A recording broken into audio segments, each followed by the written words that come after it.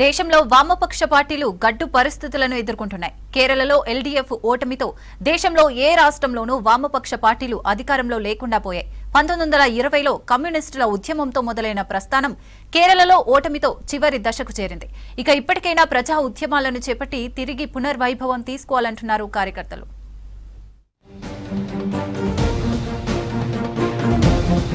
కేరళలో లెఫ్ట్ కూటమి ఓటమితో భారత రాజకీయ చరిత్రలో ఒక పెద్ద అధ్యాయం ముగిసింది. 49 ఏళ్ల తర్వాత దేశంలో ఏ రాష్ట్రంలోనూ కమ్యూనిస్టు ప్రభుత్వం అధికారంలో లేని పరిస్థితి ఏర్పడింది. కేరళ 2026 అసెంబ్లీ ఎన్నికల్లో వామపక్ష ప్రజాస్వామ్య కూటమి ఓడిపోయింది. ఇది ఒక ఎన్నికల ఓటమి మాత్రమే కాదు, వామపక్ష రాజకీయాల పతనానికి చిహ్నంగా మారింది. దేశంలో కమ్యూనిస్టు ఉద్యమం 1920లో మొదలైంది.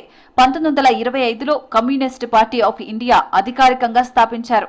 రష్యా బోల్షివిక్ విప్లవం స్ఫూర్తితో ఆవిర్భవించిన ఈ పార్టీ స్వాతంత్ర్యం పోరాటంలో కీలకంగా పాల్గొంది.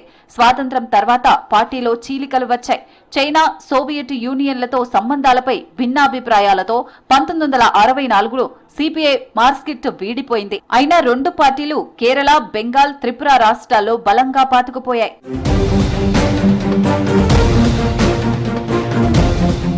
కేరళలో 1957లో ఈఎంఎస్ నంబూద్రిబాద్ నేతృత్వంలోని ప్రపంచంలోనే మొట్టమొదటిసారిగా ప్రజాస్వామ్యబద్ధంగా కమ్యూనిస్టు ప్రభుత్వం అధికారంలోకి వచ్చింది.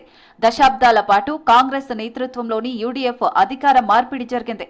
2016లో తిరిగి అధికారంలోకి వచ్చిన ఎల్డీఎఫ్ 2021లో అసాధారణంగా మరోసారి గెలిచింది.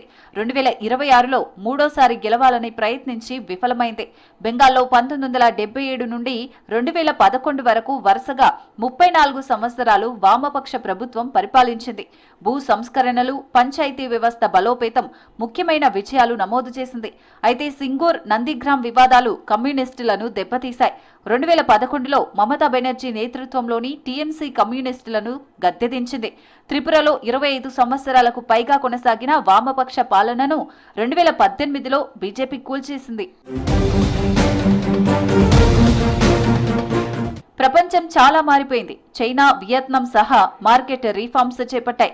కానీ భారత వామపక్షాలు మాత్రం 1920 నాటి భావాలనే పట్టుకొని ఉన్నాయనే విమర్శలున్నాయి. కొత్త తరాన్ని ఆ భాష, నినాదాలు ఆకట్టుకోలేదు. ప్రైవేటైజేషన్, గ్లోబలైజేషన్ ను వ్యతిరేకించడంతో కొత్త తరం ఓటర్లు దూరమయ్యారు. వర్గ విభేదాలు, వృద్ధ నాయకత్వం, కొత్త తరం నాయకత్వాలేమి వామపక్షాలను బలహీనపరిచాయి. కేరళను వామపక్షాల ఆదర్శ రాష్ట్రంగా చెప్పుకునేవారు. మానవ అభివృద్ధి సూచికల్లో దేశంలోనే అగ్రస్థానం. విజయన్ ప్రభుత్వం సంక్షేమ పథకాలు, విద్య, వైద్యంలో బాగా పనిచేసిందనే టాక్ ఉండేది. కానీ 10 ఏళ్ల పాలనతో ప్రజలకు అలసట కలిగింది. నిరుద్యోగం పెరిగింది. పాలనలో నిర్లక్ష్యమనే విమర్శలొచ్చాయి. దీంతో ప్రజలు మార్పు కోసం ఓటు వేశారు. కేరళ చేజారడంతో భారత్లో వామపక్ష పాలన పూర్తిగా అంతమైంది.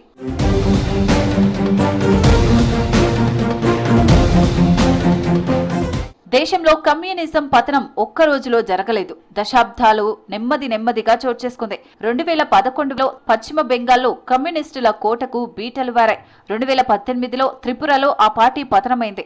ప్రస్తుతం కేరళ చేజారింది. ఇలా ఒక్కొక్క కోట కూలిపోతూ ఇప్పుడు భవిష్యత్తు ప్రశ్నార్థకంగా మారింది.